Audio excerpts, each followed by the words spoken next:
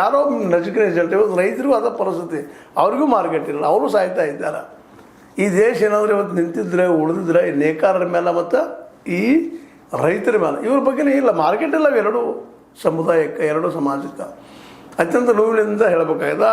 ಈ ಬೆಂಗಳೂರಂಥ ಸಿಟಿಯಲ್ಲೇ ಗಣಪತಿ ನಗರದಲ್ಲಿ ವಾಸ ಮಾಡುತ್ತಿರುವಂಥ AP ನಾಗರಾಜ್ ಅನ್ನುವಂಥವ್ರು, ಸುಬ್ರಹ್ಮಣ್ಯ ಅನ್ನುವಂಥವ್ರು, ಮಾದೇಶ ಅನ್ನುವಂಥವ್ರು, ಜನಾರ್ದನ, ಶ್ರೀಮತಿ ರಾಣಿ, ಇವ್ರನ್ನೆಲ್ಲರೂ ಭೇಟಿಯಾಗಿದ್ದಾರೆ. ಇವರು ಭೇಟಿಯಾಗಿ ಅವ್ರನ್ನ ಕೇಳಿದಾಗ ಅವ್ರ ಪಾಪ ಒಂದ ಮಾತು, ಏನಿಲ್ಲ ರೀ, ನಮ್ಮ ಮೈ ಮೆಲಸಿದ ಬಟ್ಟೆ ಕೊಳ್ಳುವ ಶಕ್ತಿ ನಮ್ಗೆ ಉಳಿತಾ ಇಲ್ಲ, ನಮ್ಮ ಬದುಕಾಗ್ತಾ ಇಲ್ಲ ಅಂತೇಳಿ 120 ಕುಟುಂಬ ಇದ್ದು ಕೆಲವು ಉಳಿದವರೇ ತಮ್ಮದೆಲ್ಲ ಹೇಳ್ಕೊಳ್ತಾ ಇದ್ದಾರೆ. ಇವ್ರ ಜೊತೆಗೆ ಏನು ಮಾಡ್ಲಿಕ್ಕೆ ಸಾಧ್ಯ? ಪಾಪ ನಮ್ಮ ಟರ್ಕಿ ಅವ್ರಿಗೆ ನೋವು ಕೇಳೋದು, ಸರ್ಕಾರ ಕೇಳೋದು, ಮನವಿ ಮಾಡೋದು, ಸರ್ಕಾರ ಟೋಸ್.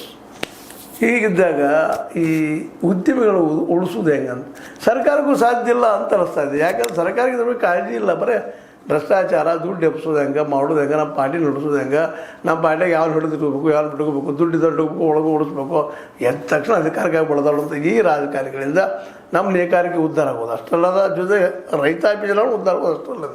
ಇಬ್ಬರಿಗೂ ಮಾರ್ಕೆಟೇ ಇಲ್ಲ. ಮತ್ತು ಎಷ್ಟು ಸಲ ಕೊಟ್ಟು ನಡೆಸೋದ್ರಿ? ಒಬ್ಬ ವ್ಯಕ್ತಿಗೆ ನೀವು ಎಷ್ಟು ಸಲ ಕೊಡೋರು? ಸರ್ಕಾರದ ಸವಲತ್ತು ಕೊಡ್ರಿ ಕೊಟ್ಟರೆ ಅಂತ ಇಟ್ಕೊಳ್ರಿ, ಕೊಟ್ಟೇ ಇಲ್ಲ. ಆಮದು ಬೇರೆ ಕೊಟ್ಟರು ಸಹಿತ ದಿನ ಕೊಡೋಕ್ಕೆ ಸಾಧ್ಯ ಇಲ್ಲ. ಅದು ನಮ್ಮ ಕನ್ನಡದ ಗಾದಿ ಮಾತೈತಿ. ದಿನ ಸಾವಿರಿಗೆ ದಿನ ಅಳವ್ರು ಯಾರು ಅಂತ. ಅದಕ್ಕೆ ಅವ್ರು ಮಾರ್ಕೆಟ್ ಮಾಡಿ ಕೊಟ್ಬಿಟ್ರಿ. ಈ ಬೇಸಿಕ್ ನೀಡ್ಸ್ ಏನಿದಾವೆಲ್ಲ ಒದಗಿಸ್ಕೊಟ್ಬಿಟ್ರಿ ಅವ್ರಿಗೆ. ನೇಕಾರಿಗೆ ಆಯ್ತು, ರೈತರಿಗೆ ಆಯ್ತು. ನೇಕಾರಿಗೆ ಅಂತ ಮೊದಲದು ಮಾರ್ಕೆಟ್ ಒದಗಿಸ್ಕೊಂಡ್ರು ಅವ್ರಿಗೆ. ಇಲ್ಲಿ ಮಾರ್ಕೆಟ್ ಅಂದ ತಕ್ಷಣ ಬೇರೆ ಈಗ ನೋಡಿ, ಸೀರೆ ಒಬ್ಬ ನಿಂತಾನ, ಇನ್ನೊಬ್ಬ ಕಡಿಮೆ ರೇಟ್ ಕೊಂಡ್ಕೊಳ್ತಾನೆ, ಪ್ಯಾಡಿಗೆ ಸಿಕ್ಕಾಬಿಟ್ಟು